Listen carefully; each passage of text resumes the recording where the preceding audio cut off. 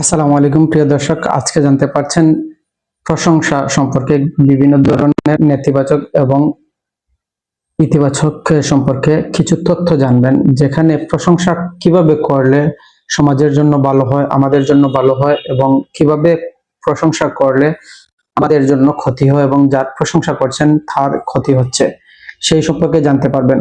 তো প্রশংসা সরাসরি করলে আপনার এবং ওই ব্যক্তির উভয়ের ক্ষতি হবে, কারণ আপনার সামাজিকভাবে কোনো না কোনো ভাবে এই ইমপ্যাক্ট পড়বে।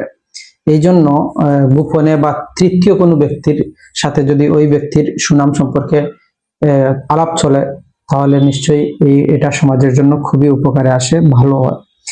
কারণ এতে গিয়ে ওই ব্যক্তির অহংকার বৃদ্ধি পায় এবং কাজের গতি কমে যায়, পাশাপাশি মিথ্যাচার হওয়ার প্রবণতা বেড়ে যায়।